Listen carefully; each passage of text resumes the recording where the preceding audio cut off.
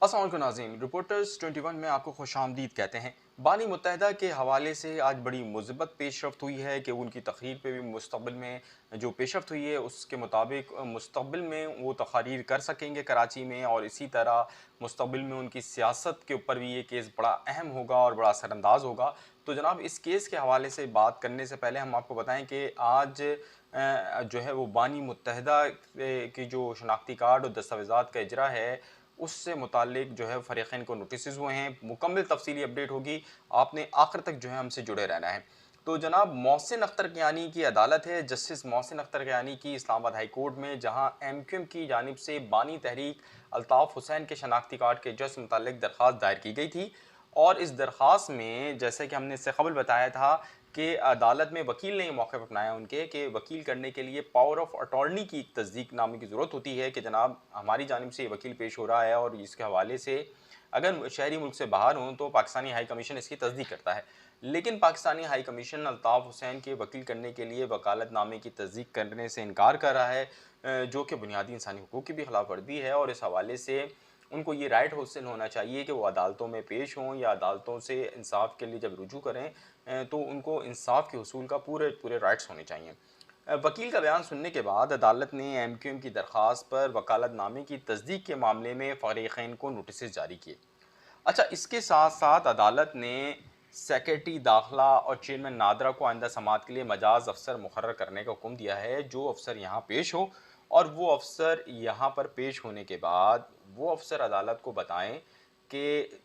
इस हवाले से नादरा का और इंटीरियर मिनिस्ट्री का क्या मौक़िफ़ है, और इसी हवाले से जो इल्ज़ामात सेक्रेटरी दाखिला या इंटीरियर मिनिस्ट्री पे या नादरा पे लग रहे हैं उसके हवाले से भी वो जवाब दें। जो दरख्वास्त है, जो कि आप देख रहे हैं इस साइड विंडो में ये चल भी रही है, कि इसमें अल्ताफ़ हुसैन की दरख्वास्त में कहा गया कि पहले आसमा जहांगीर वकील थीं, ताहम उनके इंतकाल के बाद अब नया वकील करना है। तो अदालत ने इस्तफ़सार किया इस मौके पे कि पटिशनर कौन है, जिस पर वकील ने बताया कि मुत्तहिदा कौमी मूवमेंट पटिशनर है। तो फिर सवाल ये हुआ कि एमक्यूएम को कैसे लिंक करते हैं, वो कैसे इसमें मुतासरा फ़रीक है, जिस पर जो बानी मुत्तहिदा के वकील थे उनका कहना था कि अल्ताफ़ हुसैन जो है पार्टी के फाउंडर हैं, और इस हवाले से बोर्ड के फैसले की कॉपी भी मैंने लगाई है।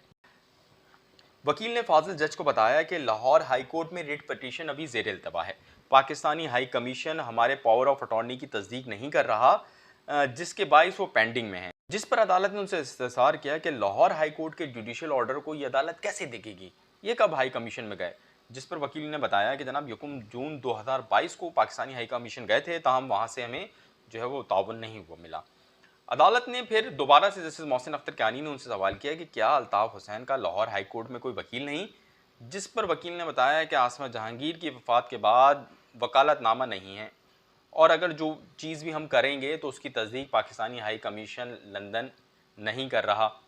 जिसके बाइस जो है वो मामलात में पेशरफ़्त नहीं हो रही। वकालतनामे की तस्दीक इसलिए नहीं हो रही क्योंकि वो कहते हैं कि नाइकॉप नहीं है, और नाइकॉप के लिए नादरा में अप्लाई किया है। अच्छा जनाब, ये नाइकॉप क्या है? तो नाइकॉप बुनियादी तौर पे जो बैरून-मुल्क पाकिस्तानी शहरी होते हैं उनके लिए होता है। और इस हवाले से वकील ने ये भी बताया है कि उन्होंने इसका प्रोसेस शुरू नहीं किया, और जब वो जा रहे हैं तो ताउन नहीं किया जा रहा नादरा की जानिब से। वकील ने आज अदालत में जो जैसे हमने बोला था कि ये बड़ी इंपॉर्टेंट दरख्वास्त है, उनकी तकारीर से मुतालिक भी, जो कराची और सिंध में शहरी सिंध में उनकी तकारीर होती थी जिस पे पाबंदी थी, तो उस पर वकील ने कहा कि लाहौर हाई कोर्ट ने हुक्म इम्तना के ज़रिए तकारीर पर पाबंदी लगाई थी। अब Pakistani high commission London power of attorney की तस्दीक नहीं कर रहा, जिसके बायस ये मसाइल पैदा हो रहे हैं। अदालत ने सवाल किया, क्या अल्ताफ़ हुसैन दोहरी शौरियत रखते हैं? तो वकील ने जवाब दिया, जी हाँ, वो दोहरी शरीयत रखते हैं, बरतानिया की और पाकिस्तानी। वकील के जवाब पर फिर जस्टिस मोहसिन अख्तर खानी ने फिर सवाल दागा। उन्होंने कहा कि पाकिस्तानी शरीयत को तो कोई सबूत आपने साथ लगाया नहीं, मुझे नहीं पता कि वो पाकिस्तानी हैं या नहीं, क्या मैं फ़र्ज़ कर लूँ, क्योंकि आपने तो सिर्फ बरतानवी शरीयत की कॉपी साथ लगाई है। जिस पर अदालत में मुत्तहिदा कौमी मूवमेंट के बानी अल्ताफ़ हुसैन के वकील ने ये कहा कि जनाब अल्ताफ़ हुसैन की 1979 यानी 1989 के शनाख्ती कार्ड की कॉपी हमारे पास मौजूद है, जो हम आपको पेश करते हैं। जिस पर उन्होंने वो पेश की, और उसके बाद जनाब ये फ़ैसला हुआ कि इस हवाले से तमाम फ़रीक़ैन को 12 अक्टूबर के लिए नोटिस जारी कर दिए गए हैं। अच्छा, ये 12 अक्टूबर के लिए जो नोटिस जारी हुए हैं उसमें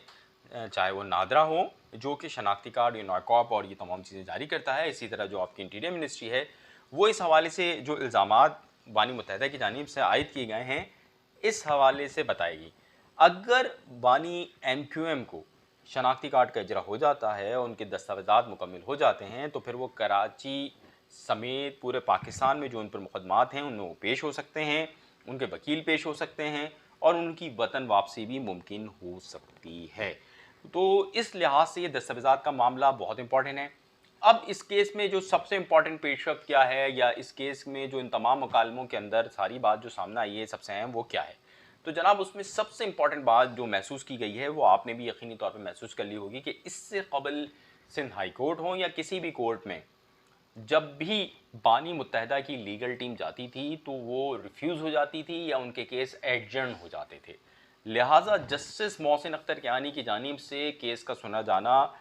बड़ी मुस्बत उम्मीद है बानी मुत्तहिदा से मोहब्बत रखने वालों के लिए और उन लोगों से जो कि इस वक्त भी मुत्तहिदा कौमी मूवमेंट के का बानी, मुत्तहिदा कौमी मूवमेंट का कायद और मुत्तहिदा कौमी मूवमेंट का रहनुमा सिर्फ़ और सिर्फ बानी मुत्तहिदा अल्ताफ़ हुसैन को समझते हैं। तो जनाब ये बड़ी इंपॉर्टेंट हियरिंग हुई है जिस 3-5-4-8-2022 पटिशन नंबर जो कि आप साथ साइड स्क्रीन पे देख भी रहे हैं, और इसके अंदर बड़े अहम आर्गूमेंट्स हुए हैं और सबसे जो इम्पॉर्टेंट चीज़ जो है वो ये है कि सेक्रेटरी दाखिला और चेयरमैन नादरा को आइंदा समात के लिए मजाज अफसर मुकर्रर करने का हुक्म दिया गया है और केस में पाकिस्तानी हाई कमीशन की जानिब से वकालतनामे की तस्दीक ना किए जाने पर जनाब पाकिस्तानी हाई कमीशन को भी नोटिस जारी हुए हैं कि वो भी इस मामले में जो है अपना जवाब जमा कराएंगे कि पाकिस्तान हाई कमीशन आया क्यों उनको जो है वो उनकी तस्दीक नहीं कर रहा उनके डॉक्यूमेंट्स को। तो यूं एक बहुत अहम केस की समात हुई है। अच्छा, अब हम इस केस का थोड़ा सा आपको बैकग्राउंड भी बता दें कि इस केस में ये पाबंदी कब लगी। तो जनाब ये जो 2014 के अंदर बानी मुत्तहिदा अल्ताफ़ हुसैन पर जो है वो पाबंदी लगी थी जब मुत्तहिदा कौमी मूवमेंट पूरी मुत्तहिद थी, और उसके बाद जब इनके पाबंदी क्या थी, यूँ था कि इनके जो दस्तावेज़ात थे, जो शनाख्ती कार्ड था उसका इजरा नहीं हो रहा था, जिस पर पूरे पाकिस्तान के अंदर एहतजाज हुआ था। और ये एहतजाज पूरे पाकिस्तान में तो हुआ था, लेकिन शहरी सिंध में जिसमें कराची, हैदराबाद, नवाबशाह, शक्कर, टंडोलायार, इन शहरों में बड़े बड़े मुजाहरे किए गए थे और उन मुजाहरों में इस बात की इस्तदा की थी, इस बात का मुतालबा किया गया था कि बानी मुत्तहिदा को दस्तावेज़ात जारी किए जाएँ। ताहम उस दौरान ये एहतजाज का सिलसिला मुसलसल मुख्तलिफ वक्तों में जारी रहा। एक ऑपरेशन शुरू हो गया मुत्तहिदा कौमी मूवमेंट के ख़िलाफ़ और उसके बाद 22 अगस्त 2016 का वाक़या हुआ, जिसके बाद पूरी तंजीम अंडरग्राउंड हो गई, जो लोग थे वो तब्दील हो गए, मुत्तहिदा कौमी मूवमेंट मुख्तलिफ धड़ों में बँट गई और अब जो है उन तमाम केसेस की समात जो है वो ठहराव का शिकार हो गई, वो रुक गई। इसी दौरान आसमा जहांगीर जो कि इंसानी हुकूक़ की बड़ी रहनुमा के तौर पे भी पाकिस्तान में सामने आई और उन्होंने इंसानी हुकूक़ के लिए आवाज़ बुलंद करती नहीं, उन्होंने अल्ताफ़ हुसैन के केस को लड़ना शुरू किया। ताहम अभी उस केस की समात लाहौर हाई कोर्ट और में जारी थी कि आसमा जहांगीर का इंतकाल हो गया और उनका केस एक बार फिर पेंडिंग का शिकार हो गया और उसके बाद कोई वकील ने या तो हिम्मत नहीं की या कोई वकील ने उनका केस किसी भी बुनियाद पर नहीं लिया। अब इन केसेस की समाअत दोबारा शुरू हो गई है और इस्लामाबाद हाई कोर्ट गो के इस वक्त